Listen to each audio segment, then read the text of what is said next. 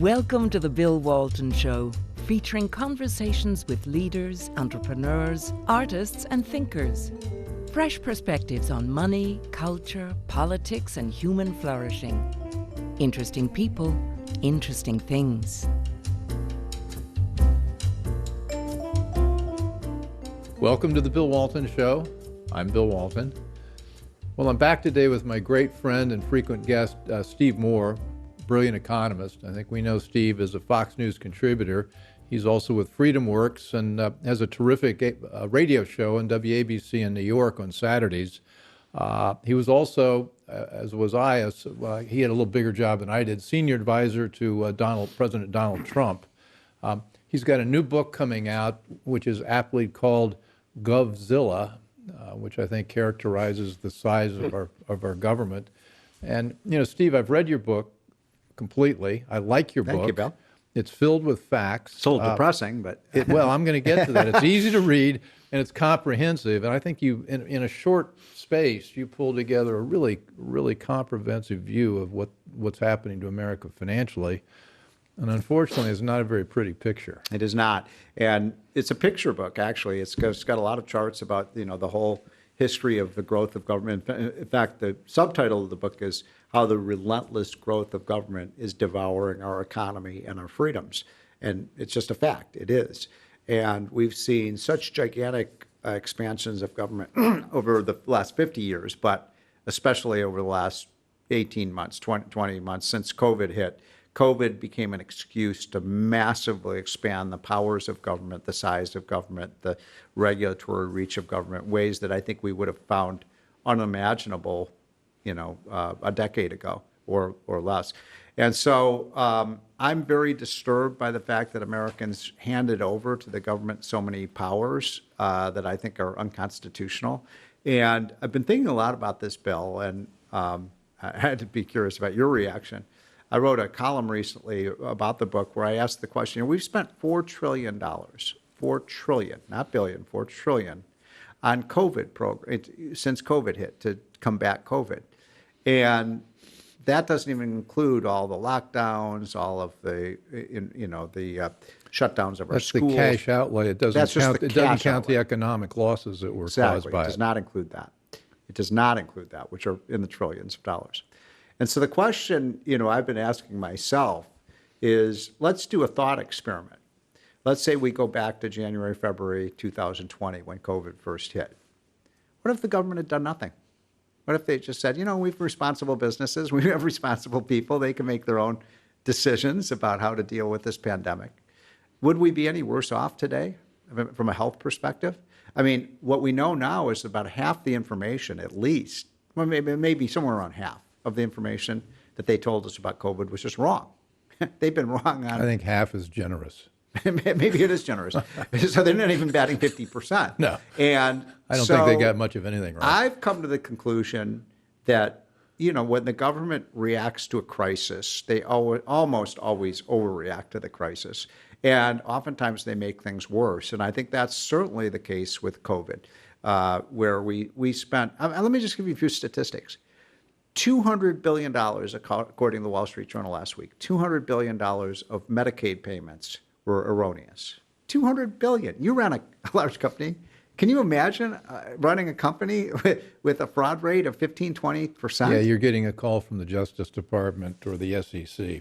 Exactly. Right, yeah. Right. Okay, then give me another example. $150 billion of fraudulent payments under the unemployment benefit program. $150 billion. Now people say, well, at least that's money in the U.S. No, guess what? These were scamsters in Nigeria and South Africa and Mexico. The money just flowed out, nobody checked. The PPP program. They now estimate that as much of a quarter of the payments under PPP were fraudulent.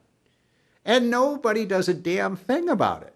We read this is just business as usual for government. So I started calling the insurance companies. I called the credit card companies and other companies that make payments like this. I say, what is your fraud rate? What they say, 1 or 2%. And I said, well, what if it goes to 5%? 5%, we're out of business. We can't, We're done. We have a 5% fraud rate. The government fraud rate is 10 to 20%. And so I just mentioned that because we're just spending money like it's candy. And nobody is overseeing this. There are no audits. I saw a poll by my friend Scott Rasmussen that found that 40% of Americans believe that 40% of everything Washington spends is wasteful. 40%. So why aren't we cutting government spending? Why are we adding these trillions and trillions of dollars?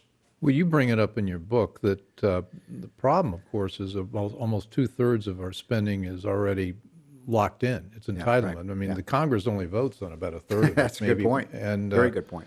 And, so our ability to cut it, I don't think Congress has got much power. And I think you point out the administrative state employs like 98% of the workers in the federal government, and they've got all these programs set up, and they're on accountable autopilot. to nobody. Right. But, I think that's a bit of it is true, everything you just said, but Bill, that's a cop-out. Somebody has to be responsible for this. The Congress created these regulatory agencies, gave them the power to act like fiefdoms with no oversight. They make crazy decisions that we're all appalled by. And even when it comes to, you're exactly right about, the so-called, quote, entitlement programs that are on automatic pilot, but who put them on automatic pilot? Congress did. Congress created the programs. They can reform the programs. They just don't have the backbone to do it.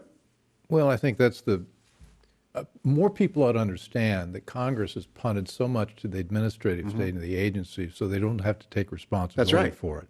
And entitlements are just one piece of that. That's right. Yeah. And so then they say, well, they're and they even they use a term for these programs, uncontrollable. That's BS. They're not uncontrollable. They just won't control them.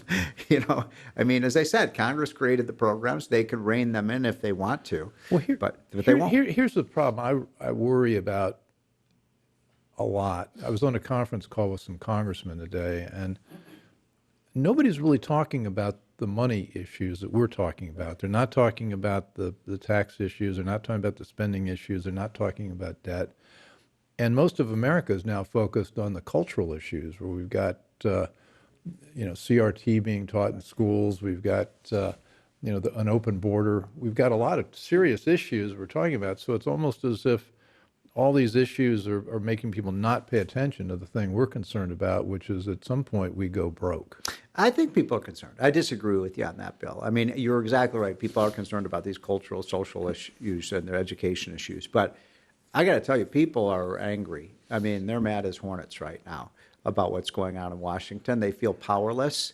I mean, my goodness, look at what's going on. The biggest story of the last 6 months to me is what's happening in Canada right now with these. You have a caravan 15 miles long of truckers objecting to out of control government power, and in this case, vaccine mandates and lockdowns and other, government rules that they don't want to comply with. And you've got tens and tens of thousands of Canadians lining the street. In Canada, I mean, they're less freedom-loving than we are. They're more of a socialist state than we are. These people are coming out from all over the hinterlands and cheering on these truckers. And the prime minister is so unpopular, Trudeau, who's to the left of Biden, that he's in hiding right now. And he said, "Oh, we can't. This is an illegal strike," and so on. And even the attitude of the media here in the United States, these are freedom fighters, right? These are people fighting for their freedom. They're not violent. This isn't like Black Lives Matter riots in the streets where they burn down buildings. These are people peacefully protesting. And my point is, the media is on the side of the government, not these. That media said, "How dare these people, have this insurrection?" If it gets reported out at all.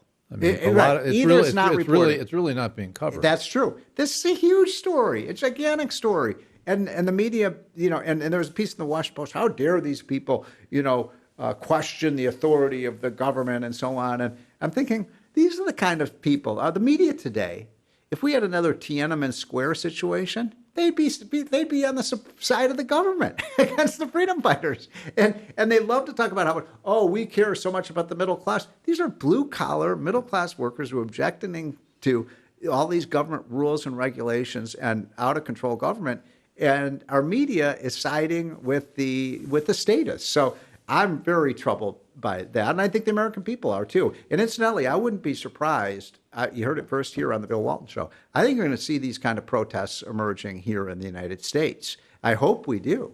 A lot of the truckers here, and a lot of these guys are union members too. They just hate the government telling them what to do, and I hate it too. Well, I've got a F-150. Do you think I'd qualify? Yeah. Well, don't bring that. I'd like to join in. But it is a crew cab. But I think we've all got to join in. It's so. We've got so many issues we're dealing with, Steve. I mean, how do you one of the things I like about your book, you go through the tax issue, the spending issues, the debt issues, and where we're going. You talk about monetary theory, which I want to ask you about. But you've also got a last chapter, which is 21 reforms that could restore freedom, prosperity, and balance the budget. Yep. So, but before we get into the solutions, what's going on with our money right now? I mean, the Federal Reserve seems to be out of control. Yeah. So what's happening is that since Biden came in, they've spent $3 trillion on top. Well, we had $1 trillion COVID relief bill in the last months of Trump. Then they passed a $1.9 trillion blue state bailout. Then they passed a $1 trillion fraudulent, so-called infrastructure bill. Then Biden wants $5 trillion for his Build Back Better bill. And I think the last time I was on your show, we talked about that. Yeah, we talked bill. about that. And by the way, congratulations. We defeated. I mean, it looks like it's dead. Yeah. But I'm going to say this.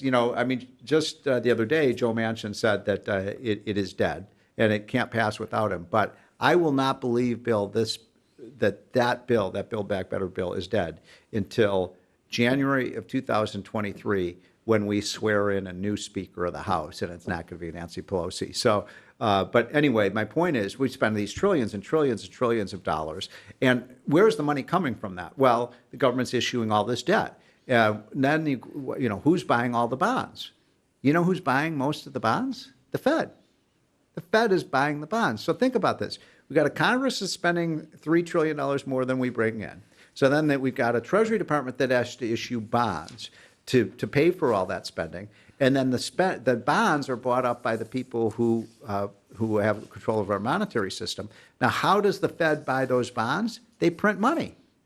Now, what I just described to you is what third world countries do. Well, you've got a 3-step process in the book, which is really interesting. First step is tax and spend. Right. Then it's borrow and spend. And then it's borrow and spend. Which is the cycle we were in. When you can't pay for it with taxes, you got to borrow money, which is what we've been doing. And now the third stage that we're in right now is print money and spend. And you got to tell me, Bill, I mean, you're a historian. Tell me any place in the history of the world where that kind of story has a happy ending. Because I can give you, look at every great empire, throughout history has been ruined, almost, some by foreign invaders, but mostly by out of control. That was the root cause of the Roman for sure. Roman Empire fall. For sure. And look what happened in Germany. Look what in Britain. Britain was the most powerful. After World War II, Britain went socialist, and they went through a 30-year depression until Margaret Thatcher came along. I mean, when are we going to learn these lessons? Well, that's the reason we've got to get the word out about this. You're going to explain. This is the Bill Walton Show, and I'm here with the brilliant Steve Moore, economist, and I want to learn from Steve. I think I know the answer, but let's talk about what modern monetary theory is, because that's what the left is doing to justify this incredible binge.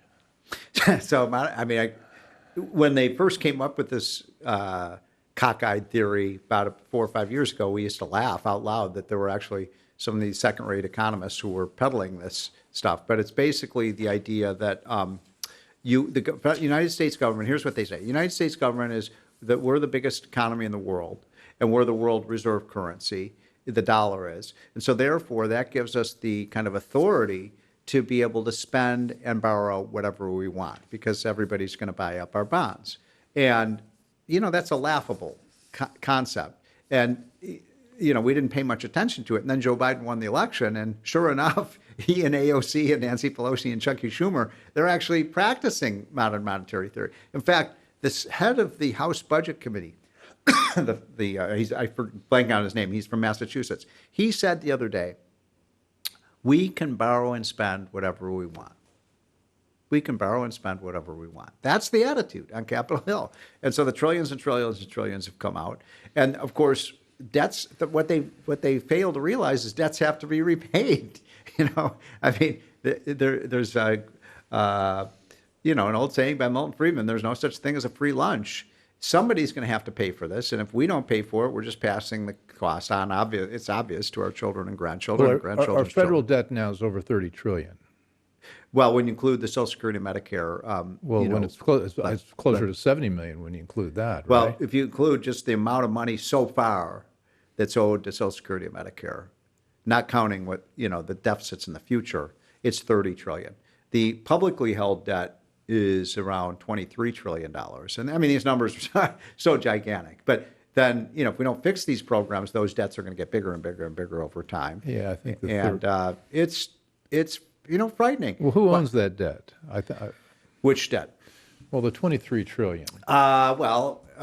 It used to be said we owe it to ourselves. Remember, that used to be the excuse for borrowing. Well, yeah, we have all this debt, but the American people, but more and more of the debt is owned by the Saudis, by the Japanese, by, of course, China owns trillions of dollars of that debt. And incidentally, I'm in favor of erasing about $1 trillion of that debt with the Chinese because of as a reparation payment for COVID.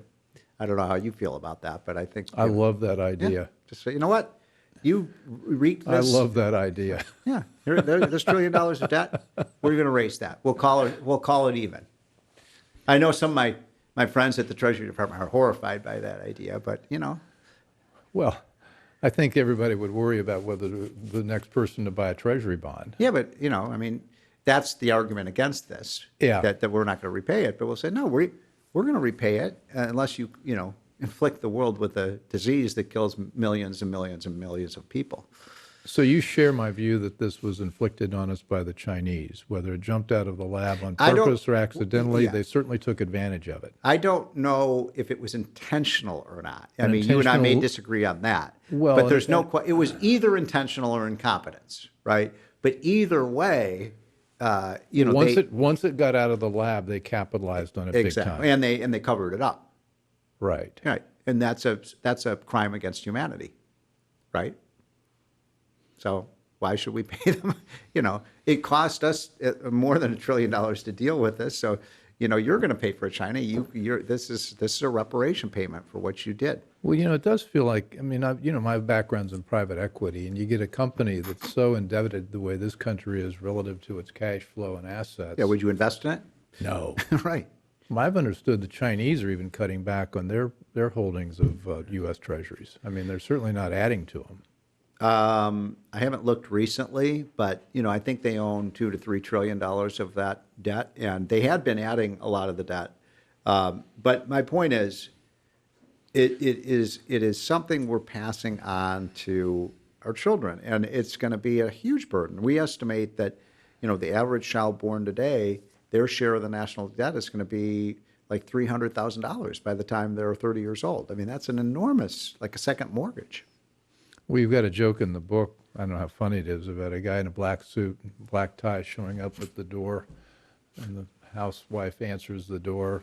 The mother opens the door and says, I'm come here to collect my $300,000. Right. And she says, I don't have $300,000. She says, no, not you. Talking your to the kids. Right, exactly. No, that's exactly what we're doing, right? I mean, you don't know whether to laugh or to cry. So, we need to turn things around. We need to get taxes down. We need to get spending down. We got to get government. We got to put a leash on government. And I think Americans are ready for that. Well, here's what I heard today, though, when I'm listening to these congressmen. They said, well, there's a consensus among the base that the Republicans are the only possible solution here because the Democrats certainly are not going to do anything. But nobody believes the Republicans are going to do anything. That's true. I mean, if we get control of the House in 2023, what's Kevin McCarthy going to do? Yeah, that's really? a great question. So, he's going to be another Paul Ryan, I fear. Who knows? Paul was a brilliant guy. I had big hopes for him, but he didn't. We did but here's the point. If you go back to 1990, the first sort of modern Republican revolution, that was the first one would be Reagan. The second one was when Newt Gingrich and the Republicans took over the Congress. And they did do a lot. I mean, remember, in the late 90s, we actually balanced the budget. I mean, that seems like an alien concept. But I remember when Newt came in, we had $500 billion deficits, and in 3 years of just budget responsibility and a growing economy, we were able to get the When you budget think balanced. about the economy, Bill Clinton's looking better and better. Yeah, well, Bill Clinton was one of the more fiscally conservative presidents, no question. Right. I mean, he was the one who declared in his very famous 1996 State of the Union message that the era of big government is over. Do you think that Joe Biden believes that? We've resurrected the era of big government in every way. By the way, now they want the government to be in charge of babysitting. The government is going to be in charge of babysitting. That's literally true. Yeah, there's a line item in the budget. This is not. They just, call it quote childcare, but childcare is just babysitting. That was my first job, was a babysitter. Wasn't it some number like $500 billion for this? Yes. And then they've got $1 trillion they want to spend on climate change to subsidize the solar industry and the wind industry and the electric car industry. Meanwhile, we're forfeiting our energy leadership to Russia and the Saudis through this dingbat energy policy. Look, if Republicans aren't going to do it, then we're really screwed, right? Because the Democrats aren't going to do it, and so we're going to have to demand, a reduction in the size and scope of government immediately. And how about starting by cutting every government program by 15 or 20%? Well, you'd have to start with the entitlements. But you've got to. We could talk about one of your 21 solutions in the book. I mean, what would you do about the entitlements? Well, I would privatize Social Security. I mean, what a tragedy we didn't do that 30 or 40 years ago. Imagine every young person back then. Privatize Social Security means instead of putting your money in an actual savings account that would compound over time. That you own. Well, people think they've got that now, but they don't. They don't. There's no. Are you talking about the infamous lockbox? Yeah. I've been looking around Washington for that lockbox. Folks, I don't want to burn anybody's bubble. There's no lockbox. Your name on it. They've already spent the money. That's the thing. I mean, can you imagine? You were the CEO of a major company. Can you imagine if you did with the pension fund? What would they do to you?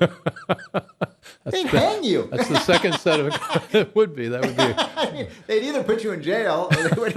I mean, you can't. This is another kind of my pet peeves I talk about in the book. If a private CEO, did the accounting for its firm the way Congress does its accounting, we would put these people in jail for actual fraud. I mean, Biden says, "Oh, my program only costs $1 trillion." No, it doesn't. It costs $5 trillion. You're just using, dishonest accounting. And again, nobody calls them out on this stuff. But I think the American people are. That's why I wrote the book. And by the way, Bill, I want that book in libraries. I want it in schools. I want people to learn this stuff because nobody taught. I mean, do you think that they would put this book in the public schools for kids to read? Hell no, they're not going to do that. But please, folks, get the book, but get it for young people. The joke is on the young people. They're the ones who are the villains. Let me add to the plug. It's relatively short. It's filled with very clear graphs. Yep. It covers all the major issues. Right. It talks about who the heroes are, and there are not enough of them, who the villains are, what the money is gone to, and what kind of future we're going to have. And I think you called it. It's not a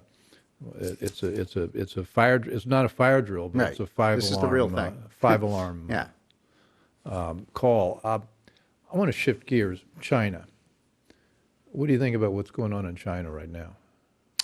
I think China is an enemy. They're an adversary. They're a dangerous power. I think they're Japan circa 1939. America better wake up.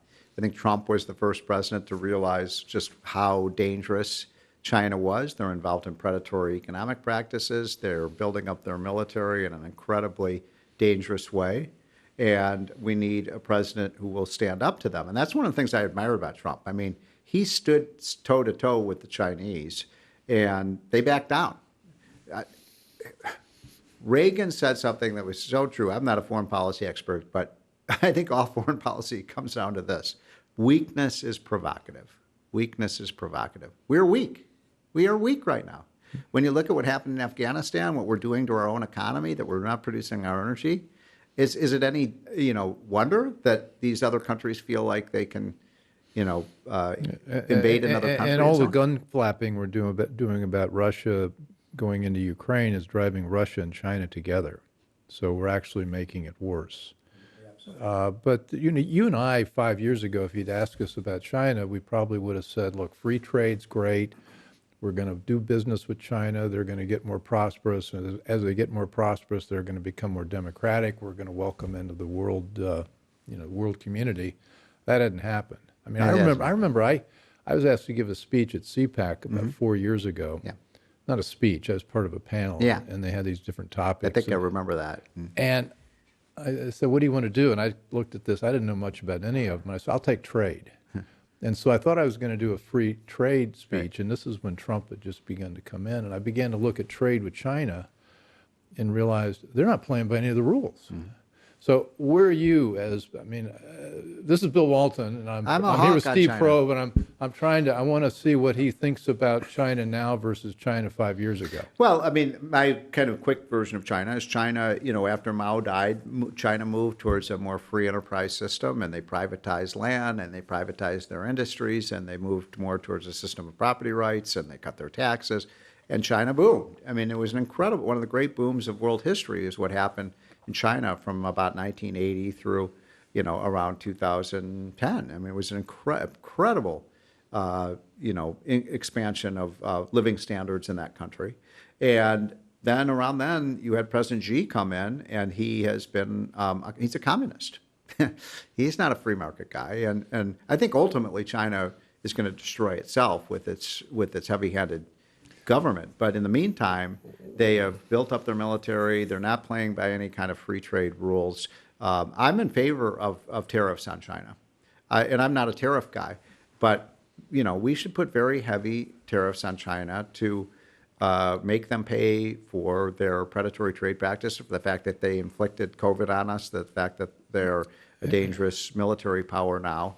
And we better recognize that they are not a friend, that they're an enemy. So, well, do you think China, Xi has done some really draconian stuff with public companies in China, some of them trading here in the United States, where he said, he said to Didi, you listed in New York, you got to get off New York, and they saw their value fall by 50%. Yeah. They're disappearing some tech entrepreneurs. They're cracking down. They shut down the private tutoring industry.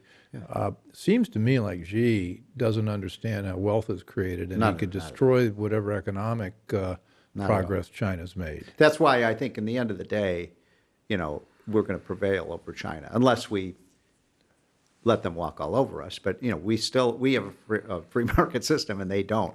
And they have central planning. They're back towards a communist, system where the politicians are making the decision.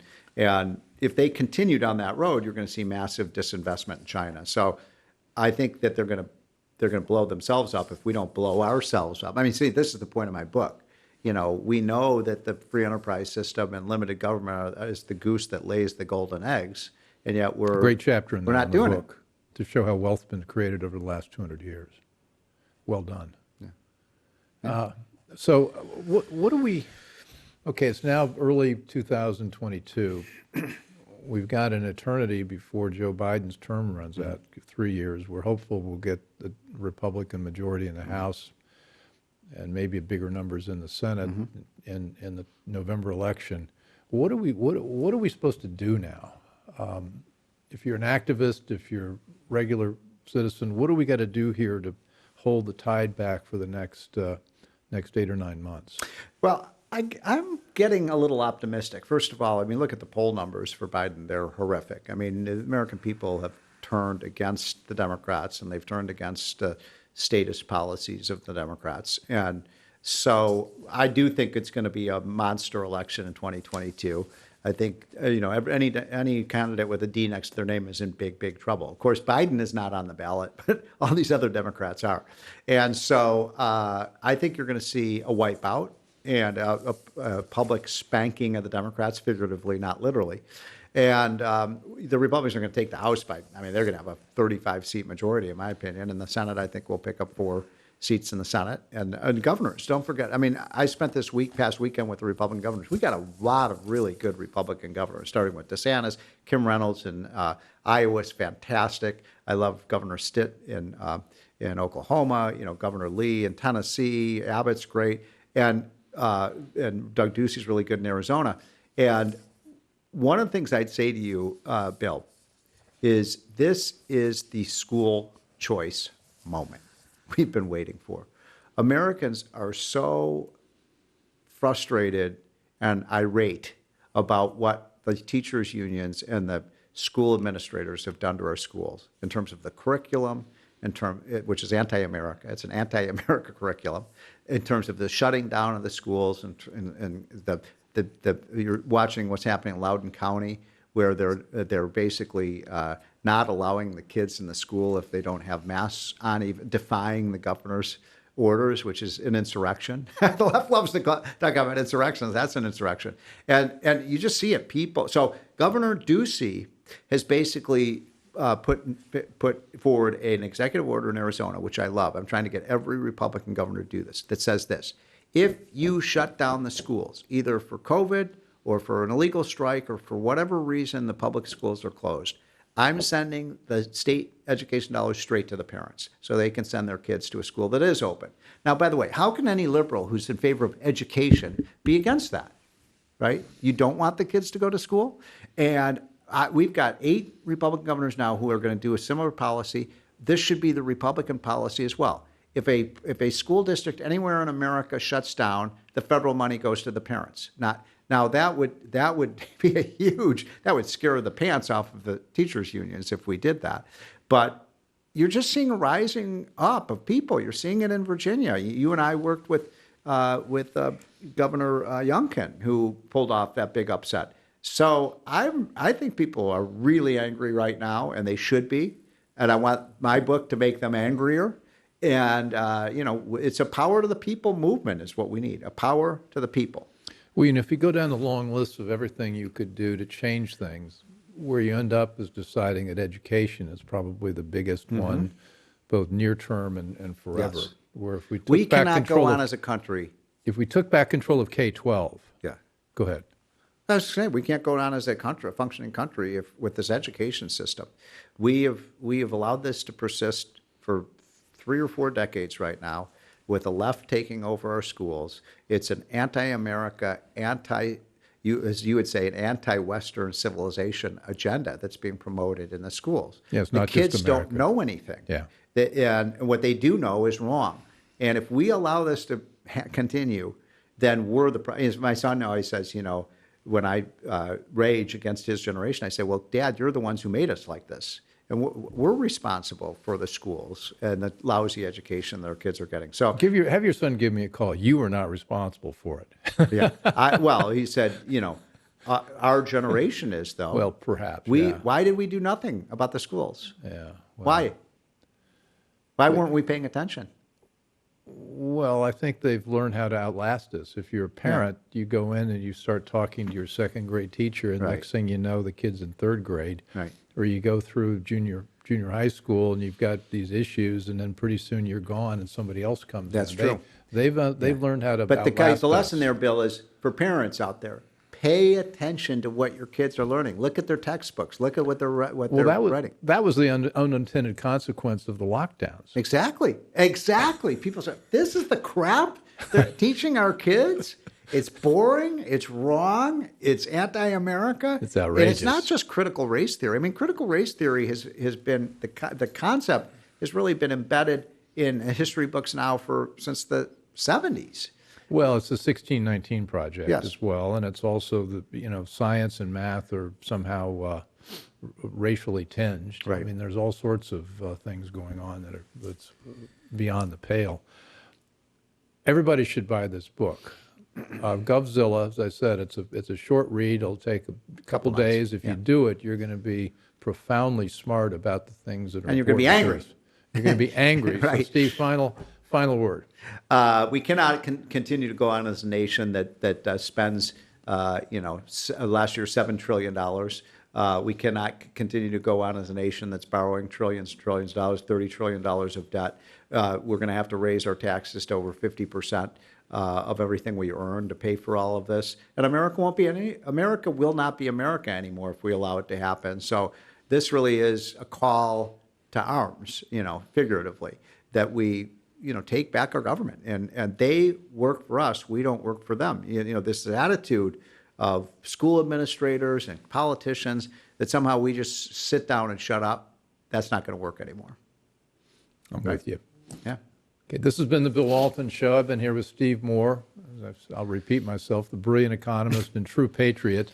And he's got a great book, Govzilla. You can find it on Amazon, both as a hard copy and a Kindle version, which is very easy to work with, and the graphs are great in it. So thanks for being part of this, and Steve will be back, and hopefully we'll be making some progress this year with Steve's ideas to take our country back. We'll see you at CPAC, right? See me at CPAC in a couple of weeks, and I'll see you at CPAC. Yeah, absolutely. Okay, great. Thanks for joining. I hope you enjoyed the conversation. Want more? Click the subscribe button or head over to thebillwaltonshow.com to choose from over 100 episodes. You can also learn more about our guest on our Interesting People page. And send us your comments. We read every one, and your thoughts help us guide the show. If it's easier for you to listen, check out our podcast page and subscribe there. In return, we'll keep you informed about what's true, what's right, and what's next. Thanks for joining.